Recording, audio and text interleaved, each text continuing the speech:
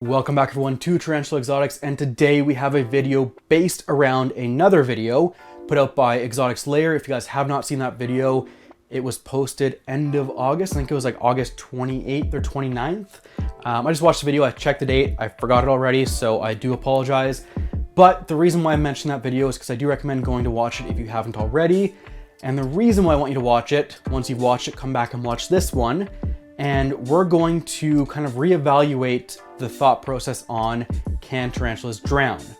So before we get into too much, the question is, can baby tarantulas drown? And the long and short answer of it is maybe? I don't know. I have some video clips I really want to show you guys and get your feedback on them. By the way, I'm still filming on my phone. I do apologize. I'm also sick, which is why I haven't posted a video out today, or sorry, not today, this week. So I do apologize if I sound a little bit raspy. Also, happy Movember. I don't know if you guys do that, but why not? Anyways, back to the subject at hand before I get too far off topic. Can baby tarantulas drown in a water dish? So I had initially watched the video from Exotics Layer and it was very well put together. It was very well articulated, and based on the logic there and the evidence that was provided, I came to the conclusion that no, baby tarantulas cannot drown. It seemed overwhelming. He made some very good points. One of his points was something along the lines of, if tarantulas could drown, keep in mind they live in tropical climates, and with tropical climates comes flash floods and flood seasons, and with flood seasons comes a lot of water. So if they could drown, then they wouldn't exist, they'd be extinct. Which was a very strong argument made, and one that I really took to heart. So I started using water dishes in all of my tarantula enclosures. I'm gonna grab one right here as a demonstration. Also, again, I'm pretty sure I'm like way too close to the camera. So anyways, all right. So these are the water dishes I use in the Spiderling enclosures, or at least the ones I used. I have decided to switch back to bottle caps because I think it's safer. I do believe that hydration is very important for Spiderlings. And as a result, I think that at least something, even if it's a little bit more shallow, will be a better course of action. But I will probably not be using this anytime soon because of what happened. So what happened? I'm just gonna put this water dish back down again. Well, let's flip to the video and I will show you. And this actually happened 2 separate times over the course of about 3 days. So enough and frequent enough that it wasn't just a one-off or 1 in a million type thing.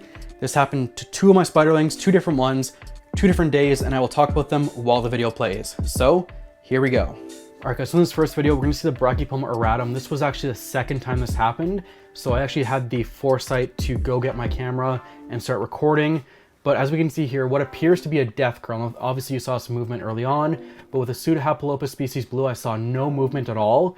So what I did was I actually rescued that one right away, and we'll get to that video clip later on, but there is no video clip of it in the water because my main concern was rescuing it. With this one, however, once I saw it in the water and saw it was still moving, I grabbed my camera to record this and document what it looked like. It appeared to be stuck, and my concern is had I not checked up on it within 24 hours, I mean, because again, I'm checking up on these guys every single day, so I don't know how long it was in there for. It could have been in there for 23 hours and 59 minutes, or it could have been in there for an hour. I don't know. Same with the Pseudohapalopus species blue.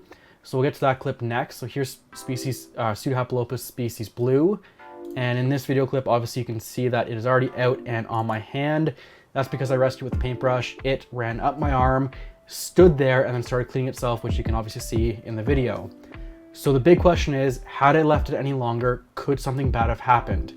And I just don't know for sure, but it was enough of a scare that it caused me to actually switch from those relatively small deli cups back to bottle cap lids, just something a little bit shallower so I knew they could stand up in it and they would be safe. All right guys, so as you could see, there was definitely a scare there from both of them. I know you didn't see the initial rescue of the Pseudohapalopus species blue, but it was very much similar to the Brachypelma auratum, and so I want to show both clips. The long and short of it is, I think it's better to be safe than sorry.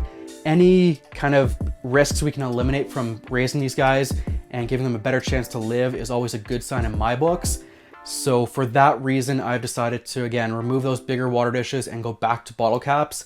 That way they still get the hydration, but we eliminate the risk of drowning, if that is a possibility. Again, I'm not saying it is, I'm just saying based on what happened, had I waited any longer than what I did to check on them, I don't know what would have happened. I could have lost a little baby tarantula there, And as a result, always be cautious versus putting unnecessary risks involved with raising these guys. So that's gonna do it for today's video. Let me know what you guys think in the comments down below. If you guys have experienced anything similar to this, if you guys are still using water dishes, if you guys have chosen not to use water dishes, and what your thoughts are on this down below. So thank you guys so much for watching, and I will see you in the next one. Take care.